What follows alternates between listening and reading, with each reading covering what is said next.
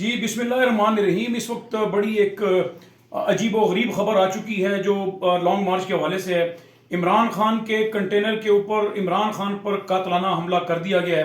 وزیر آباد میں یہ دیکھیں تمام چینلز یہ چیز چلا رہے ہیں اور اس وقت عمران خان کے اوپر حملہ کر دیا ہے اور عمران خان کو گاڑی میں ڈال کر اسپتال لے جایا گیا ہے۔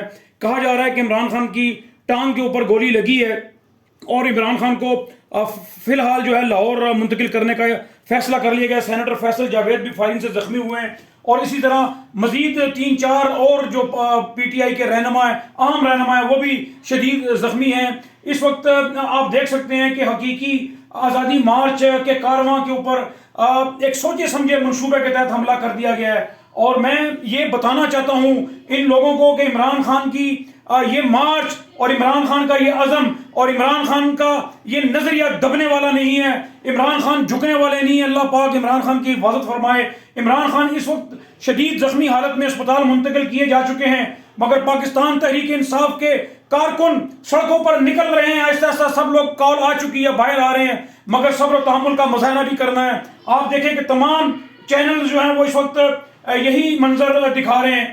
ابھی کچھ خبریں ایسی ہیں کہ جو ابھی آہستہ آہستہ آ رہی ہیں چونکہ وہاں پر صورتحال بڑی عجیب ہے، بڑی گمبھیر ہے، لہذا عمران خان کے اوپر جو حملہ جس شخص نے کیا ہے، قافلے کے اوپر جس شخص نے حملہ کیا ہے، اس کو پولیس کے ذرائع بتا رہے ہیں کہ اس کو گرفتار کیا جا چکا ہے اور اس وقت نہ جانے ایک نامعلوم مقام کی طرف اس کو منتقل کر دیا گیا، اس کو لے جایا گیا ہے اور ابھی تک یہ اطلاع نہیں آ رہی کہ اس کو کہاں لے جایا گیا ہے۔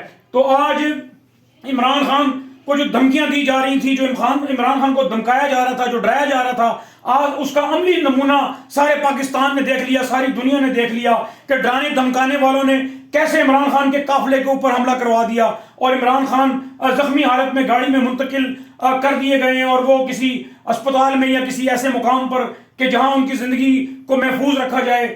خدا عمران خان کی حفاظت کرے۔